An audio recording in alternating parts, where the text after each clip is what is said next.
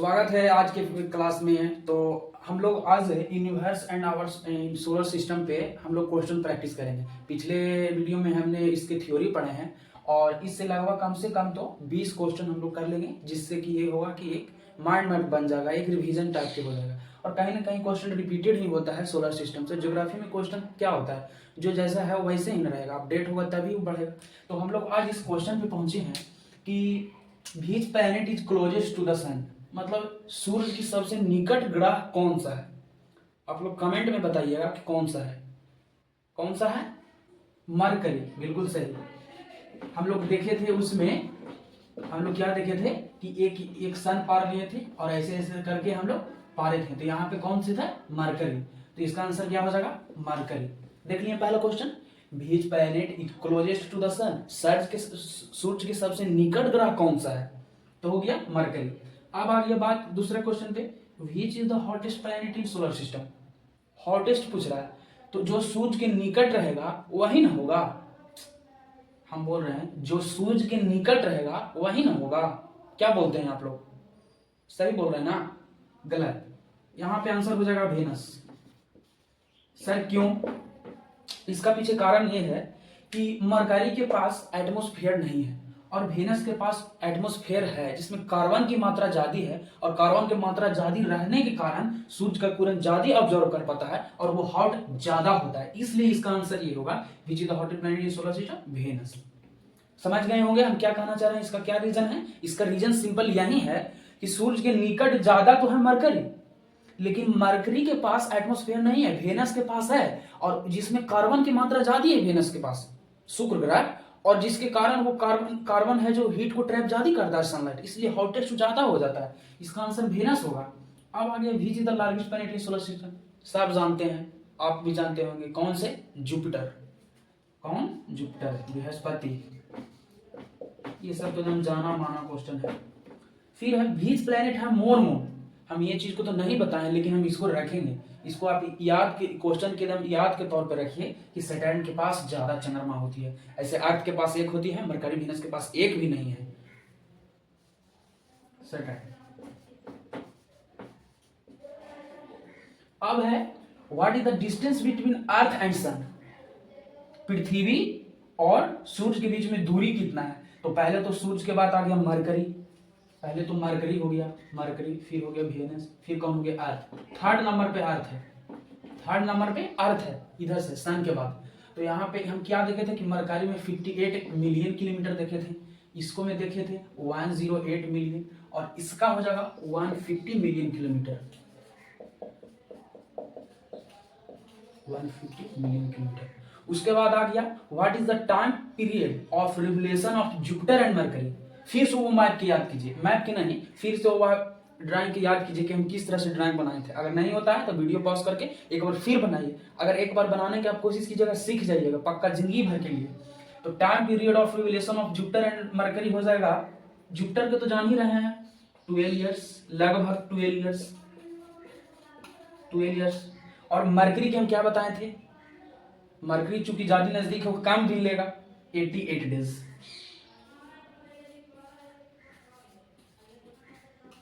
एक बार देख लीजिए क्वेश्चन, सब अच्छा है, वीवीआई है। Which planet closest to the sun, Mercury हो जाएगा। Which is the hottest planet in solar system, Venus हो जाएगा। उसका which is the largest planet in solar system, Jupiter हो जाएगा। व्हिच प्लैनेट है मोर मून, सैटर्न हो जाएगा। What is the distance between earth and sun, 150 million kilometre हो जाएगा। What is the time period of revolution of Jupiter and Mercury, 12 years और 88 days.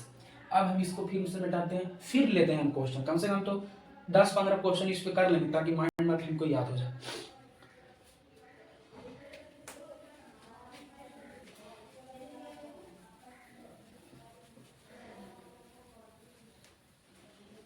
Moon के बारे में हम नहीं पढ़ाए हैं, लेकिन मून के बारे में इतना जानिए, moon is a natural satellite, और जिसके अर्थ का और इसका दूरी 1,84,000 किलोमीटर है।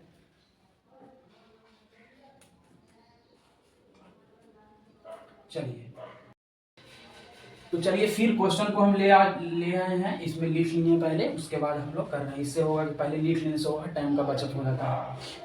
पहला क्वेश्चन है 8 number, what is the nearest, which is the nearest Galaxy in universe. हमारे यूनिवर्स का सबसे नियरेस्ट गैलेक्सी कौन है?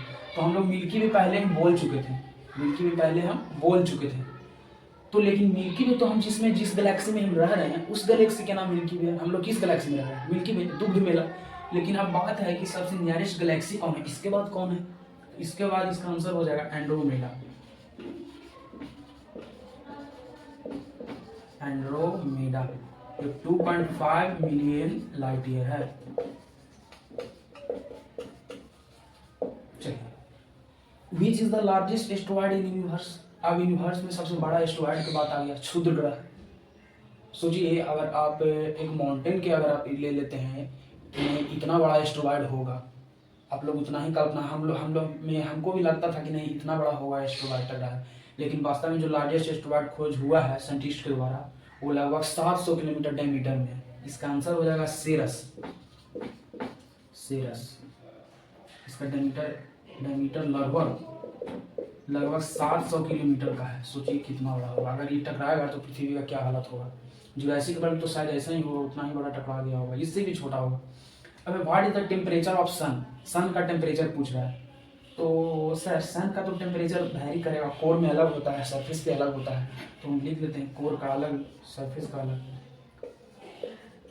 सरफेस पे तो आप लोग जानते ही हैं लगभग 6000 डिग्री सेल्सियस, 5500 भी कोई लिखता है। कोर में हो जाता है इसका 3 लाख डिग्री सेल्सियस। बताइए कितना भीषण आग है, बच्चे का कोई आदमी। फिर which is the largest star. सबसे बड़ा स्टार कौन है? तारा अभी तक जो खोज हुआ है। इसका आंसर हो जाएगा अल्फा प्रोक्सिमा सेंचुरी। देख लीजिए बढ़िया से।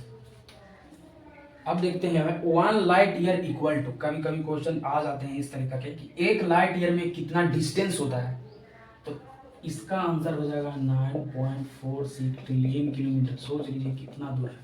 होना भी चाहिए 1 लाइट ईयर, मतलब कि एक साल में जितना लाइट के स्पीड दौड़ेगी, तो 3 × 10⁸ मीटर पर सेकेंड से लाइट घूम जाती है, तो एक साल में वो कितना दूरी जाएगा। और उसका बोल रहा है 9.46 ट्रिलियन किलोमीटर 1 लाइट ईयर में। सही है, होना भी चाहिए। अब what is the distance between earth and moon. ये कौन तो, ये तो 3,84,000 किलोमीटर। कहाँ 10,000 10 लाख 3,84,000 किलोमीटर।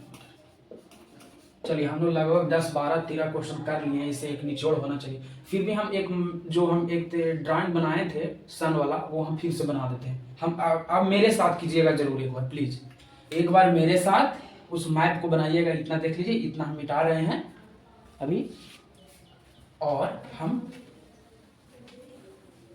एक बार वो मैप को फिर से कर रहे हैं। फिर से मेरे साथ बनाइएगा जरूर, देखिएगा, पक्का आप सीख जाइएगा, विश्वास रखिए। आप हम कैसे सीख गए?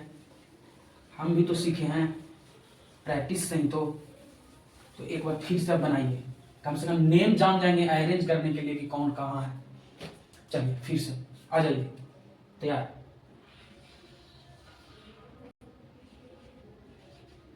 सन हो गया,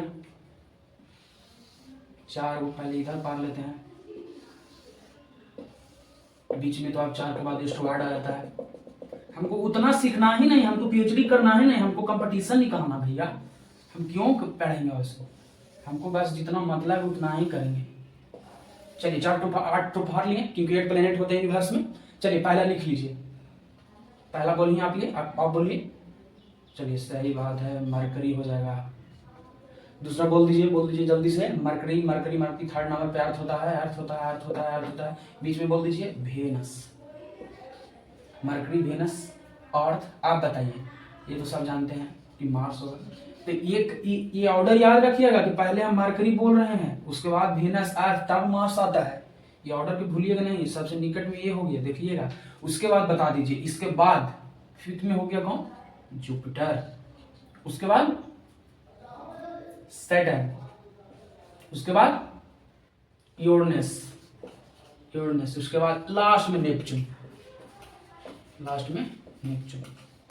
अब अगर इसका डिस्टेंस की बात करिएगा तो आप जानते ही हैं कि अर्थ का सन से डिस्टेंस कितना। छोड़िए, बाकी छोड़ दीजिए, हम सिर्फ अर्थ को सन से जानना चाहते हैं। हम पहले वीडियो में हम एक तो पूरा अच्छी तरीके से बता चुके हैं इसका डिस्टेंस, इसका ऑर्बिट, लेकिन हम इसमें सिर्फ जानना चाहेंगे अर्थ का, जुपिटर का और नेपच्यून का।